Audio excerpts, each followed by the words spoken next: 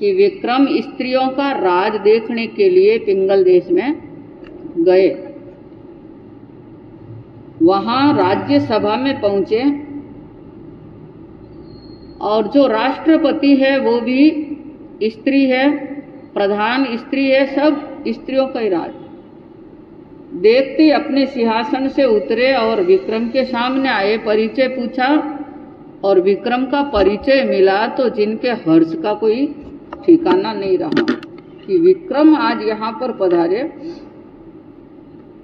बड़ी थी इच्छाए मिलन नृपतो से हर घड़ी, फली है सारी वो सधन दिन आया महीपति, करूंगी सेवा जो कुछ दिन विराजो कर कृपा, महादानी माने पर दुख मिटावे सधर तू। निवेदन कर रहे वहां के राजा कि कई दिनों से आपसे मिलने की इच्छा थी, आज आपके दीदार हुए, दर्शन हुए। आज का दिन हमारे लिए धन्य है और हमारा जीवन भी आज धन्य हो गया कि आप जैसे महान, कितने महान राजवी हैं आप, अनेक पर दुख भंजन के कार्य करने वाले और महादानी हैं, ज्ञानी हैं। पूरे मालवा की राजधानी के सबसे बड़े दानी हैं तो कौन है? राजा विक्रम जो है। ऐसे महान दानी, महान ज्ञानी, दूसरों के दुख मिटाने का कार्य करने वाले, आपका पदार्पण यहाँ पर हुआ तो ये देश भी धन्य हो गया, नगरी भी धन्य हो गई और हम स्वयं भी धन्य हो गए। कितनी अपनेपन की बात कह रहे, अभिमान से 100 कोसा दूर है, अन्यथा पर की प्रशंसा इंसान नहीं कर सकता है। जो श्रेष्ठ इंसान होता है वो पर की प्रशंसा कर सकते हैं। आप यहाँ पर कुछ समय तक विराजे और सेवा का हमें अवसर प्रदान करना, क्योंकि ये बड़ी मुश्किल से ऐसा अवसर हमारे सामने आया है। भक्ति विलोकी भूप खूब हर्षित हुआ, देखे उत का दृश्य साथ में नित नया, बीते कतिपय मास भूप रुख सत चहे, जल्दी तज जन पार कछुक दिन फिर रहे, हाँ कछुक दिन फिर रहे। राजा वहां की भक्ति देखते हुए, अपनापन की भावना देखते हुए मन में बड़े हर्षित है, क्योंकि आप भी कहीं पर जाते आपको मान मिलता है, सम्मान मिलता है, अपनेपन की भावना मिलती है तो आपका मन बड़ा खुश हो जाता है। और जहां आपका आदर नहीं, सम्मान नहीं, उस घर में 5 पकवान भी आपकी थाली में रख दे तो वो 5 पकवान भी आपके लिए कोई काम के नहीं हो सकते हैं। ज्ञानियों का कथन है कि आव नहीं, आदर नहीं, नई नैनों में नेह, वहां घर कभी न जाइए चाहे हीरा वर्षे में। कितनी अच्छी बात कही कि 5 पकवान भी आपकी थाली में रख दे, फिर भी वहां जाने की कोशिश मत करना। और आपकी थाली में राब रोटी भी रखे पर आव घणो, आदर घणो है नैनों में नहीं, तो उस घर में जरूर जाना चाहिए। साधु संत जाते हैं, भाव भक्ति देखते हैं तो न कोई झोपड़ी देखते हैं, न कोई बंगला देखते हैं। जिसकी भाव भक्ति होती है वहां पर साधु संत भी पहुंच जाते हैं। तो ये मन के भाव ऐसे जो रहने चाहिए। भक्ति देखते हुए बड़े हर्षित जो हो रहे हैं और वहां का दृश्य देख करके भी कई प्रकार की नई नई जानकारियां ले रहे कि मैं भी राज्य में इस प्रकार की व्यवस्था करने का कार्य करूंगा, क्योंकि राजा गुणग्राही थे। हर जगह से गुण ग्रहण करने वाले। इस तरह से रहते हुए कुछ महीने व्यतीत हो रहे तो राजा अब वहां से विदा होना चाह रहे हैं। अपनी बात रखी कि अब कुछ महीने व्यतीत हो गए, मुझे वापस यहाँ से जाना है, आप आज्ञा प्रदान करें। रुखसत, रुखसत का मतलब आज्ञा प्रदान करें, मैं जाना चाह रहा। वहां के राजा प्रधान निवेदन कर रहे। क्या निवेदन किया कि आप कुछ दिन तक तो और विराजो, अभी तो आए ही हैं आप, हमें ऐसा लगा ही नहीं कि कुछ महीने व्यतीत हो गए, इसलिए आप कुछ दिन और विराजने की कृपा कर दीजिए, ये जल्दी छोड़ दीजिए। अपनापन से बात जो कर रहे, ये तो हो गई वहां के पिंगल देश की बात। अब उज्जैन नगर जो है, वहां की सारी जिम्मेवारी किसको दी थी? कोतवाल को, कि जनता की संभाल करना, प्रजा को किसी प्रकार का कष्ट नहीं होना चाहिए। इतनयर उज्जैने सोदत सेठ सुजान, धर्मी धनवंतो गुरु को भक्त महान, अति शोधाचारी द्वादश व्रत पाले, पर सेवा में है निपट जिनों का नेह, गह के गुण इकवीस न्याय द्रव्य कमाय, नृप आदे पुरजन देते मान सवाय, घर लच्छी लह के सुवर्ण कोडि निनाणु, नहीं मान वदन पे सरल विनीत वखाणु, एक दिन रयणी में धर्म जागरण कीद, सोदत श्रावक जे मन सोबोयों लीध, घर पुत्र पनोता वनिता दे परिवार, पूरब पुण्योदय है सुख नो संसार, अब चौथे आश्रम पहुँच गयो हूँ आय, कर लो निवृत्ति पोच कुटुंब को प्राय, धन साते क्षेत्र खर्चो मन में रंग, फिर पड़ी माँ वह सो जिण आज्ञाधर अंग, उठ प्रात समय है मन सादीद सुनाय, हर्षित सब बोल्या करिए ज्यों दिल चाय, कागद लिख भेजो चारों देश असवार, स्वधर्मी आवो मानो मुझ मनुहार, पढ़ पढ़ के पाती ज्ञाति जन हो भेला, आवे उज्जैनी काम तजे उणवेला, लाखों जन केरो मेलो मंडियो जोर, तित नव से कन्या एक सरी सी ओर। उज्जैन नगर में मन स्थिर होता है तो बात पल्ले पड़ती है, और मन स्थिर नहीं है तो कुछ भी पल्ले पड़ने वाला नहीं है। इसलिए अपने ध्यान को केंद्रित रखो और समय को सार्थक करो। उज्जैन नगर में सुदत्त नाम का सेठ रह रहा, जिन्हें नगर सेठ की पदवी दी हुई। पदवी ऐसे ही नहीं मिलती है। नगर सेठ है जन जन के लिए दुखों में काम आने वाला और अपने धन का सदुपयोग करने वाला,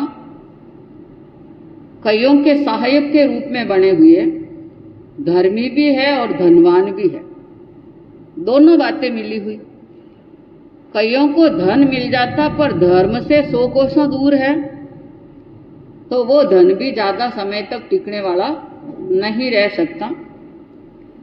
धर्मी है, धनवान है और गुरु का भक्त है।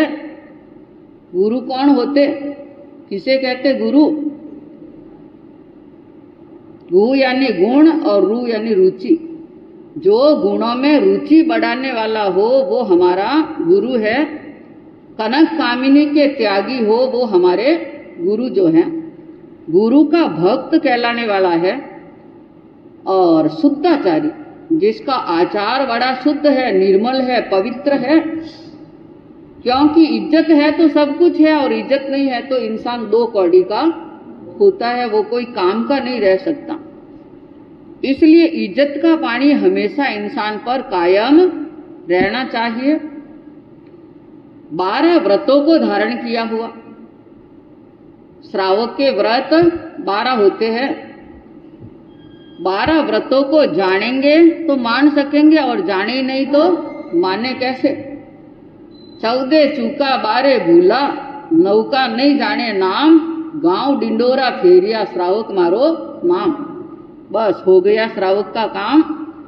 ऐसे नहीं। श्रावक वो होता है कि 14 नियमों को भी जानने वाला, 14 चूके 12 भूले और 12 का नाम भी नहीं जानता कि 12 व्रत क्या है। जानेंगे नहीं तो मानेंगे कैसे? पहले उनको समझना होता है। 9 तत्व है, उनका नाम भी नहीं जानता है तो हे क्या है, न उपादेय क्या है, न छोड़ने ग्रहण करने लायक क्या है, इसको भी जान नहीं पाएगा। फिर कहता है मैं श्रावक हूं, तो वो नाम से जरूर श्रावक है। और वो सुदत्त सेठ कैसा? श्रावक व्रत को पालन करने वाला, 12 व्रत जिनके लिए हुए, पर सेवा में हमेशा तत्पर रहने वाला। जिसके मन में अभिमान होता है वो सेवा नहीं कर सकता। अभिमान से दूर होता है वही सेवा कर सकता है। सहनशील होता है वो सेवा कर सकता है। आज 2 शब्द कोई कह दे और आपने सोचा मेरी तो कोई गलती नहीं है और मुझे 2 शब्द सुना दिए तो दिल में ताड़ उठ जाता है। अरे मैं बिना मतलब सहन करने वाला नहीं हूं, मुझे कैसे कह दिया? पर ज्ञानियों ने कहा अरे भाई सुनने में सार है, बोलने में कोई सार नहीं रह सकता है। ये अपने आप में चिंतन करना, मनन करना कि बोलोगे तो आपकी शक्ति भी नष्ट होगी और बोलोगे तो आपको फायदा नहीं मिलेगा। इसलिए सुनने की आदत डाल दो। ये नहीं कि आप बोलो तो नहीं और मन में बड़ा ही क्रोध आ रहा है, तिल मिला रहे हो, मन में उद्विग्नता चल रही है तो उससे भी आपके शरीर में नुकसान हो जाएगा। कहते हैं ना कि आपके मन में कोई हो तो फटाफट बोल जाओ पर मन में घुटन मत रखो। तो ये घुटन रखोगे तो भी आपके लिए नुकसान है। घुटन भी मत रखो, समभाव में रमण करो। कोई भी कितना ही बोल जाए पर कभी भी सामने बोलने की आदत रखो ही मत। इससे आपको बहुत बड़ा फायदा मिलने वाला। एक तो आपकी बुद्धि बढ़ जाएगी, इतनी सरस्वती की कृपा हो जाएगी कि जो आप कहोगे वही वचन आपके सत्य होंगे, अगर ऐसे सद्गुण आप में आएंगे तो। और ये सद्गुण नहीं है तो जीवन कोई काम का नहीं रह सकता। ऐसा चिंतन करना।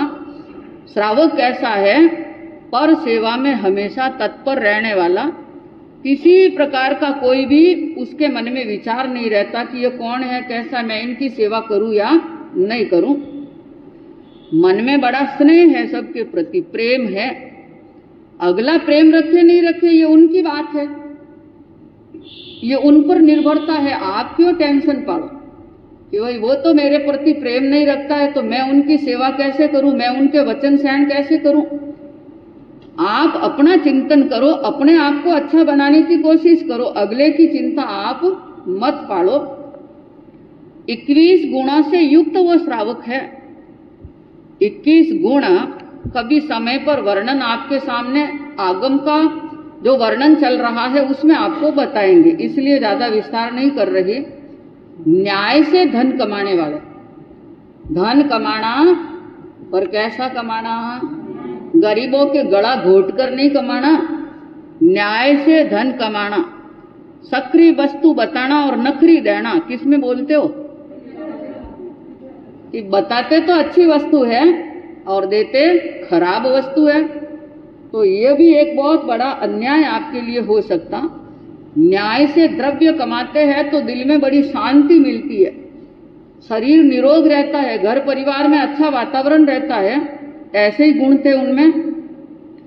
घर में लक्ष्मी 99 करोड़ सोनैया, कितने अगले जमाने में सोने के वो सोनैये जो होते, घर में 99 करोड़ सोनैयों की पूंजी, पर अभिमान तनिक मात्र उनको नहीं है कि मैं इतना बड़ा सेठ हूं, इतनी पूंजी है। उस पूंजी का लाभ उठाता है दान देने में। हाथ हमेशा ऐसे रहना चाहिए, ऐसे नहीं, हाथ कैसे रहना, ऐसे रहना चाहिए। तो यह 99 करोड़ की पूंजी पर शरीर पर मान नहीं है तनिक मात्र भी, सरल है और विनीत है। ये कितने बड़े गुण हैं। नगर सेठ कहलाने वाला, वैसी उसमें विशेषता जो भरी हुई, सरल भी है और विनीत भी है। ये गुण जिसमें आ जाए वो किसका प्रिय नहीं बन सकता है, सबके हृदय का हार बन जाता। एक दिन अर्धरात्रि के समय में धर्म जागरणा कर रहे, महीने के 6 पोषद करते। कितने आपने चौमासा लगने के बाद कितने पोषद किए कि बाबूजी हमें तो हमारा घर भला और हम भले, यहाँ आ जाए धर्मवाणी सुन ले, ये भी आप तो आप अपनी पुण्यवानी समझो। और श्राविका महीने के 6 पोषद, अष्टमी, चतुर्दशी, अमावस्या, पूर्णिमा, 2 आठम, 2 14 अमावस्या और पूर्णिमा, ये पोषद करते। पोषद वो होता है आरंभ समारंभ सभी से दूर हो जाना, धर्म के कार्यों में प्रवृत्ति रहना। ये नहीं कि पोषद करके भी तेरी मेरी करते रहो, गप्पे सप्पे में समय व्यतीत कर दो कि 2-4 जने तो आ जाओ।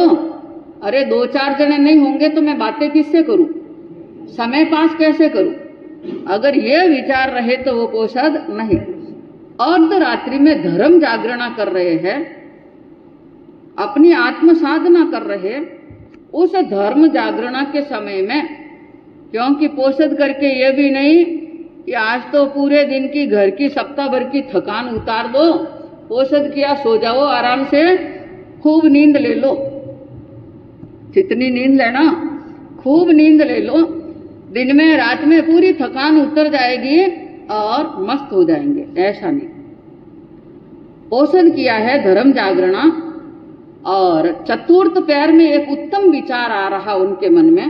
वो विचार कैसा आ रहा, इतना उत्कृष्ट विचार है कि प्रातः काल होते ही मैं मेरे पुत्रों से, पुत्रवधुओं से और पत्नी से, कुटुंब परिवार से, सबसे पूछ करके, क्योंकि ये पूर्व जीवन के पुण्य से मुझे जीवन मिला है, सब कुछ साधन जो मुझे मिले हैं, सुखी संसार मुझे जो मिला है, संसार मिला, घर मिला, कैसा मिला, सुखी मिला है सारा।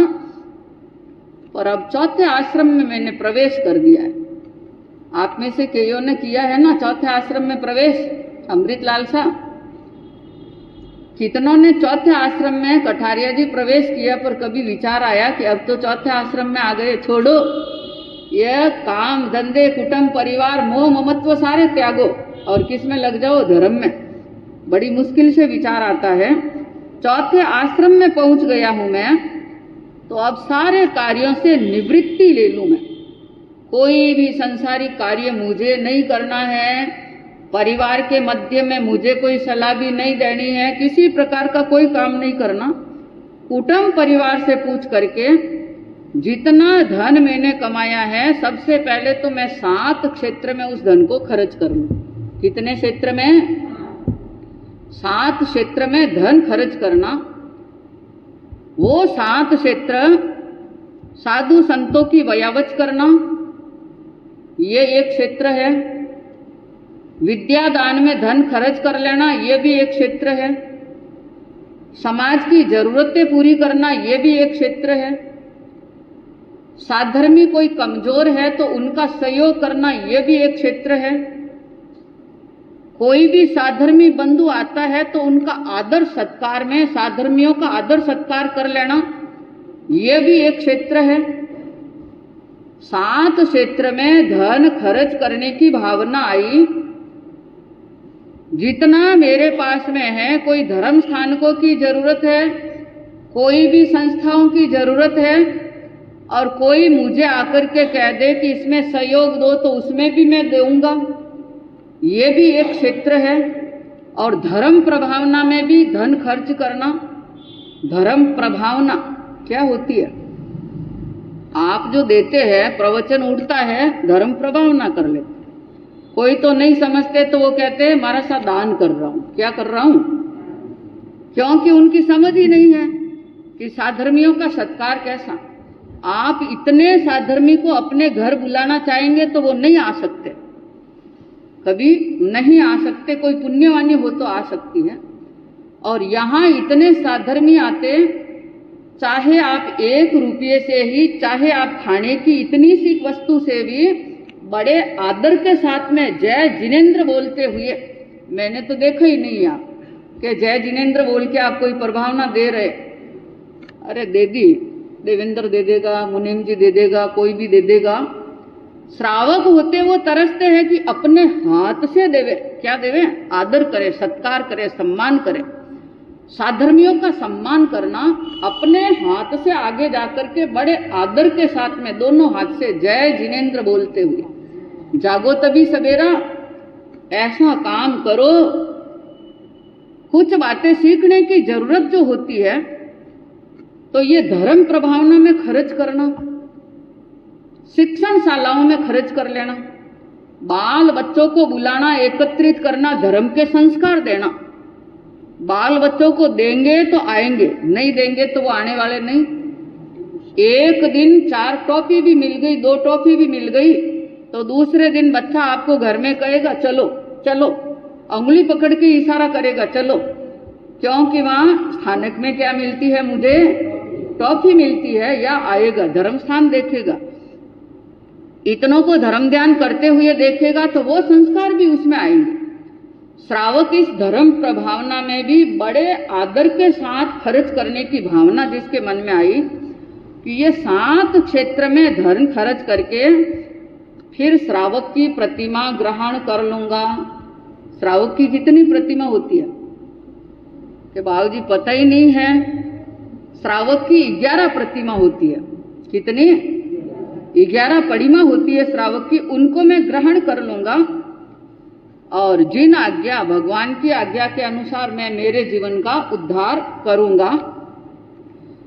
प्रातः समय उठता है, पोषद पालते हैं, इतना उत्कृष्ट विचार भी आ जाए तो पुण्यवानी महान बन जाती, कर्मों की निर्जरा हो जाती।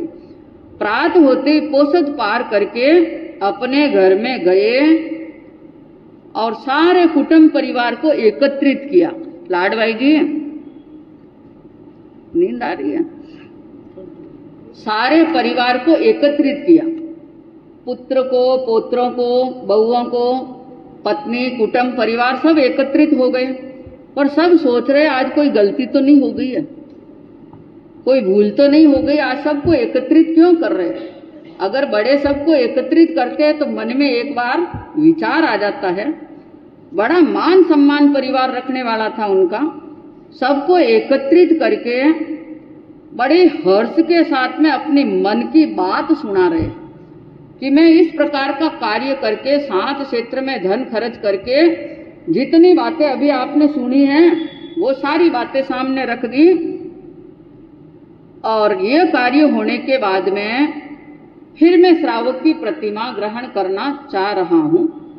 सारा परिवार, बेटा बेटी, पुत्र पोत्रियां और बहुए सब हाथ जोड़ करके कह रहे, हर्षित हो करके, कि हम सब की सहमति है, ऐसा उत्तम काम आप करना चाह रहे हो, 7 क्षेत्र में धन खर्च करना चाह रहे हो, आप सहर्ष दिल से कर लो। और आज हो तो माता पिता कहते कि मैं तो जितना कमाया सारा खर्च करना चाह रहा हूं, क्या हमें दिवालिया बनाकर जाओगे, क्या करोगे? पर उनसे शिक्षा ग्रहण करो कि आप अपने भाग्य साथ में हैं, अगर उनका आशीर्वाद है तो आपके पास में धन ही धन है। और जो पूर्वजों की कमाई है वो सुकृत के लिए ही होती है। नीति का तो यही सिद्धांत है कि पूर्वजों की कमाई किस में लगाओ, दान पुण्य में जो लगा दो। कि 7 क्षेत्र में धन खर्च करना चाह रहा, सभी हर्षित होकर के बोल रहे कि जो आपके दिल में जचे वही काम करो। खुशी हो रही सबको। फिर अपने हाथ से पत्र लिख रहे। अगले जमाने में ये प्रेस तो थी नहीं कि वही कंप्यूटर है कि वो कॉपी निकाल दे, ये निकाल दे। अपने हाथ से चिट्ठियां लिख रहे हैं। पूरी मालवा की राजधानी में जितने जितने नगर बसे हुए हैं सब जगह चिट्ठियां भेज दी कि साधर्मी आओ। हे साधर्मी बंधुवर, मेरा जय जिनेंद्र मानते हुए आप मेरी भावना को साकार करने की भावना रखे, निश्चित दिन पर आप उज्जैन नगर में पधारने की कृपा करें, क्योंकि वो साधर्मी का सत्कार करना चाह रहे। मेरी मनुहार मानना, ये मनुहार बहुत बड़ी चीज होती है। एक तो नौकर को कह दिया जा भाई परोस ले, साधु संत आया है तो बैरा दे, और एक आप अपने हाथ से थाली में परोसते हैं और बड़े वात्सल्य भावना से आप खिलाते हैं, तो वो आनंद एक अलग प्रकार का ही रहता है। सभी के पास में चिट्ठियां पहुंच गई और वो पत्र पढ़ करके कि नगर सेठ का ये पत्र जो आया है, मनुहार जो उनकी है, सब उज्जैनी नगर में आ रहे। लाखों जनता इकट्ठी हो गई, कोई एक दो नहीं, लाखों जनता। क्योंकि मालवा की जनता कितनी थी याद है, सुना था शुरू में कि अब इतने दिन की बातें कौन याद रखे। 92 लाख जनता थी। कितनी? तो लाखों जनता इकट्ठी हो गई और उन लाखों जनता के मध्य में इतना बड़ा मेला मंडा हुआ। लाखों जनता आ जाए तो सादड़ी में मावी नहीं, इतनी जनता इकट्ठी हो गई और उसमें 900 कन्याएं एक समान आई। कितनी? 900। 1 2 कन्या, 10 कन्या, 15 कन्या को बुलाना भी बड़ा मुश्किल का काम होता है। 900 कन्या एक समान, एक उम्र वाली, एक जैसी दिखने वाली, एक जैसी वेशभूषा। ये सारी व्यवस्था किसने की? वेशभूषा की भी सुदत्त सेठ ने की कि एक जैसी वेशभूषा होनी चाहिए, एक जैसे जेवर होने चाहिए, एक जैसी दिखने वाली। 900 कन्याएं भी उस मेले में पहुंच गई। अब सुनेंगे और आप आगे समय पर कि कैसे सुदत्त सेठ उनका सम्मान सत्कार करता है, कितनी वात्सल्य भावना उसके मन में रहती है। शिक्षा ग्रहण करना कि दान में हमेशा आगे रहना। टिक गई, उसका एंगल बराबर जो है वो सेट किया जाता था। कहीं ऐसा नहीं हो कि एक पांव रखें और हमारे वजन से सीढ़ी जो है वो पीछे लौट आए और हम भी पलट जाएं। वो सब देखा जाता था। फिर देखा जाता था कि ये सीढ़ी जो है, इसके जो डंडे लगे हुए हैं ये भी मजबूत हैं या नहीं है, ये सब देखा जाता था। ठीक उसी प्रकार जो है गौतम स्वामी की जिज्ञासाओं का समाधान करते हुए प्रभु महावीर ने मोक्ष तक पहुंचने की 73 सीढ़ियों के जो पग हैं, स्टेप्स जिसको बोलते हैं, वो वर्णित किए हैं कि कोई भी व्यक्ति जो है अपने आप में अपने अवलोकन करते हुए, इवैल्यूएशन करते हुए, सेल्फ इवैल्यूएशन करते हुए वो अपनी मजबूती का आंकलन कर ले और उसके बाद इस मोक्ष मार्ग की ओर ये जो सीढ़ियां हैं इसके ऊपर कदम भरने का प्रयास करे। तो ये एक किस्म की जो सीढ़ियां हैं, पहली सीढ़ी जो बात कही है, गौतम स्वामी भगवान महावीर से पूछते हैं कि संवेगेण भंते जीवे किम जन्ये, यानी कि संवेग से जीव को किस चीज की प्राप्ति होती।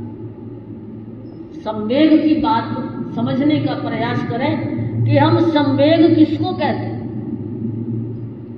फिजिक्स में भी एक सूत्र आता था कि mass into velocity is equal to, ये संवेग की बात जो कहते हैं, यानी कि जो सहती गुना वेग दोनों को मल्टीप्लाई कर दे तो वो संवेग हुआ करता था।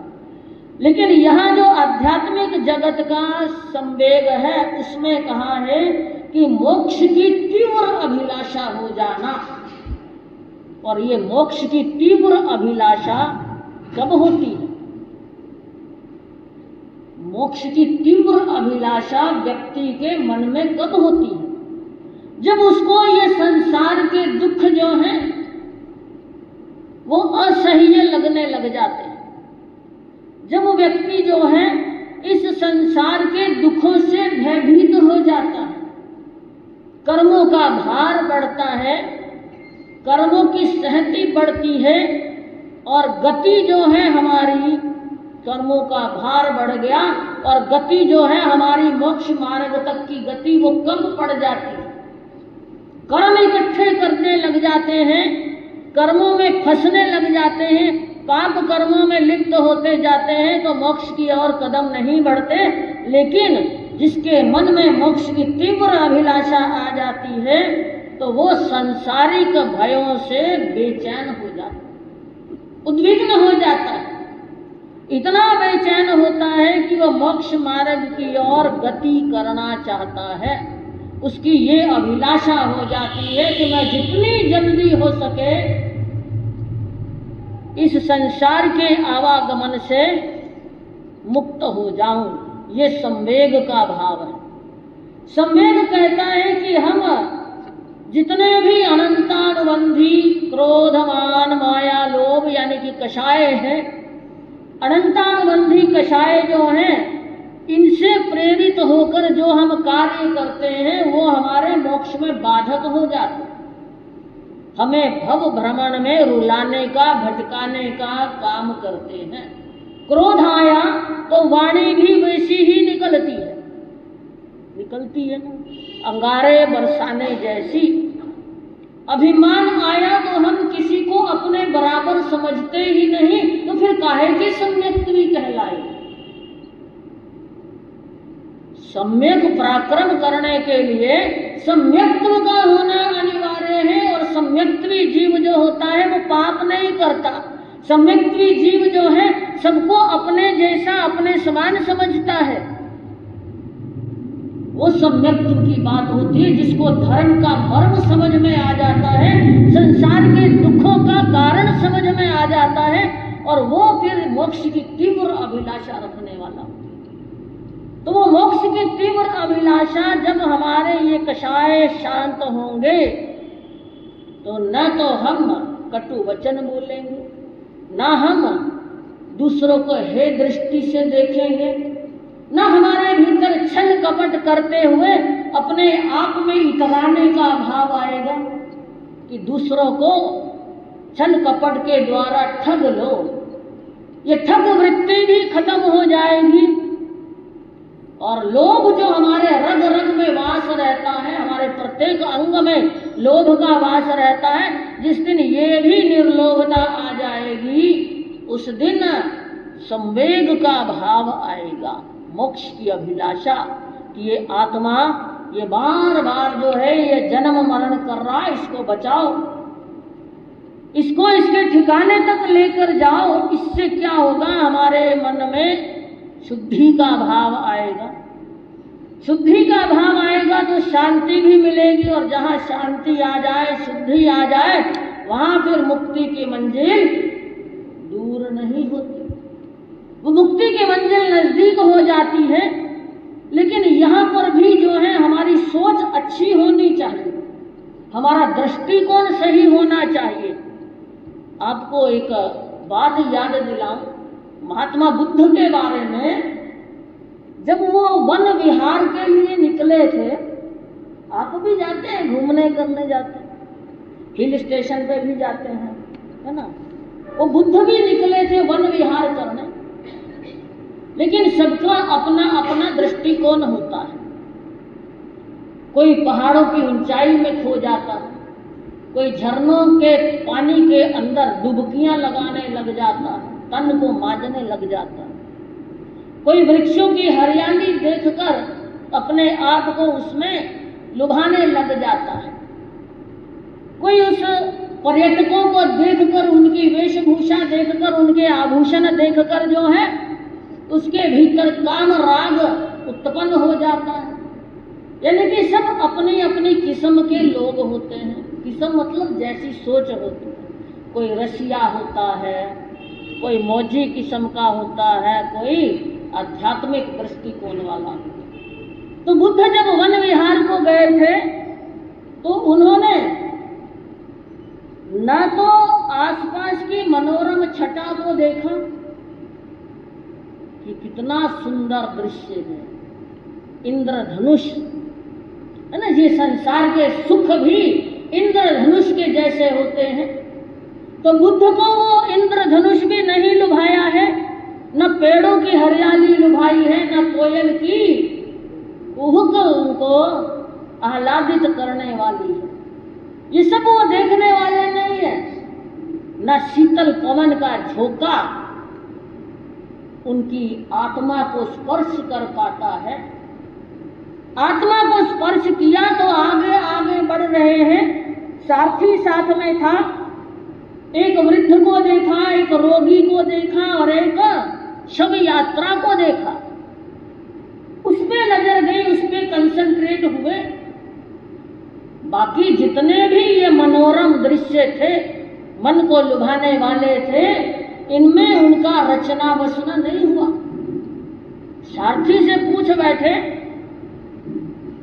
वृद्ध को देखकर जिसकी कमर झुकी हुई थी, ये बुढ़ापा है ना, बहुत दुखदाई होता है, अपने आप में दुखदाई होता है। कोई नहीं चाहता कि बूढ़ा हूं। बुढ़ापे में भी लोग कह देते हैं अभी तो मैं जवान हूं। कह दो ना कि अब तो बुढ़ापा आ गया है, थोड़ा गम खाओ, थोड़ा शांति रखो, जुबान चंचल मत करो, बुढ़ापा सुखी रखना है तो, है ना। कई बार बोलते हैं ना कि बच्चे के पांव चंचल, जवानी में इंद्रियां चंचल, बुढ़ापे में जुबान चंचल, और बुढ़ापा सुखी रखना है तो इस जुबान को चंचल मत करो। वो बुढ़ापा जो उस बूढ़े व्यक्ति को देखा, वृद्ध को देखा, जिसकी कमर राजा राम के धनुष के समान झुकी हुई थी, उसको देखकर बुद्ध ने सारथी से पूछ लिया कि ये कमर कैसे झुकी हुई है। तो सारथी ने कहा कि ये बुढ़ापे की निशानी, वृद्धावस्था का एक चिन्ह है कि ये कमर झुक गई है। क्या सबको बुढ़ापा आएगा? हाँ, अगर आयुष्य दीर्घ है तो बुढ़ापा भी आएगा, नहीं तो जवानी में ही जय जयराम हो सकती है। बता दिया। फिर बीमार को देखा, रोगी को देखा, तड़प रहा है, कराह रहा है, वहां पर भी ध्यान चला गया। सारथी से पूछा ये क्या है? ये इसके असाता वेदनीय कर्मों का उदय आया हुआ है, ये दुख भोग रहा है, वेदना महसूस कर रहा है। तो क्या सभी के साथ ऐसा होता है? हाँ, जैसा जैसा जिसका कर्म बंधा है वैसा वैसा उदय में आता है, वैसा वैसा भोगना पड़ता है। क्या मुझे भी रोग आक्रमण कर सकते हैं? हाँ, कर सकते हैं। आप कौन से खेत की मूली हो? ठीक है, कहने का भाव यही है। फिर एक शव यात्रा को देखा।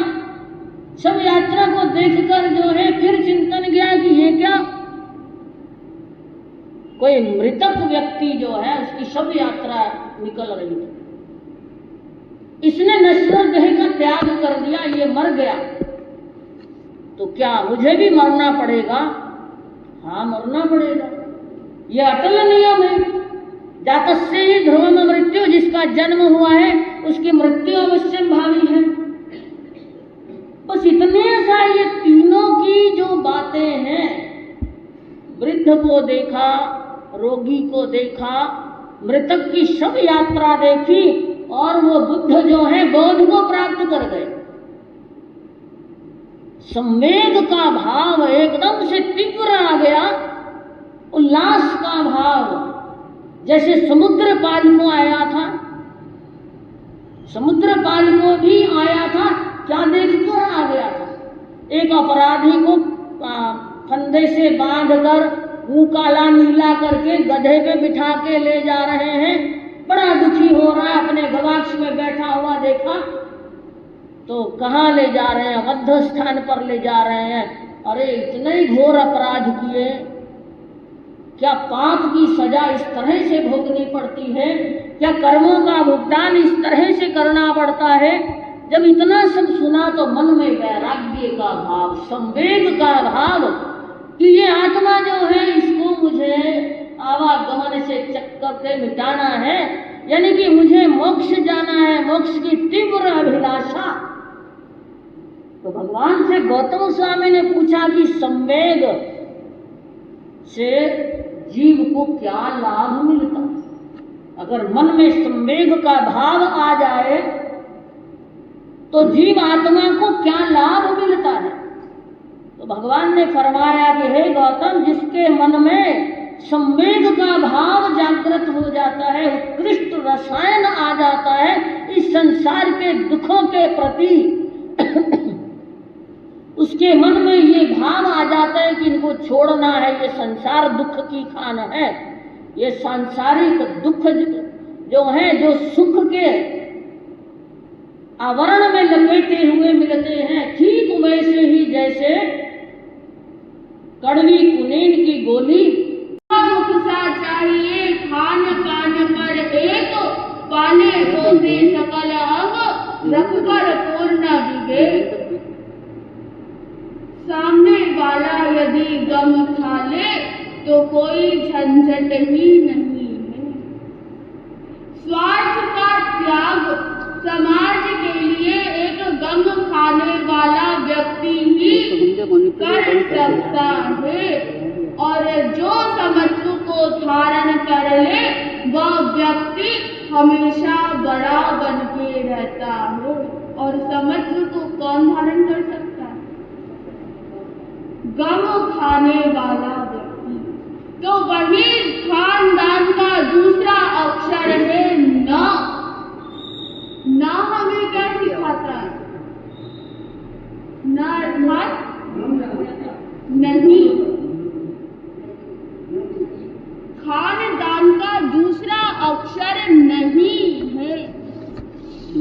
क्या नहीं करना? क्रोध नहीं करना, मान नहीं करना, माया नहीं करना, लोभ नहीं करना, पर निंदा नहीं करना। हम इस नहीं से सिर्फ इतना ही समझते, लेकिन हमें नहीं करना है। क्या नहीं करना? न हमें कहता है, न के लिए कवि ने भी कहा है कि न नहीं व्यसन वृत्ति कोई, न नहीं व्यसन वृत्ति कोई, खान पान पर विवेक, खान पान पर विवेक, शयन जागरण समय पर करे कमाई नेक, शयन जागरण समय पर करे कमाई नेक। जिसके जीवन में कोई व्यसन नहीं है वो भी खानदानी कहलाता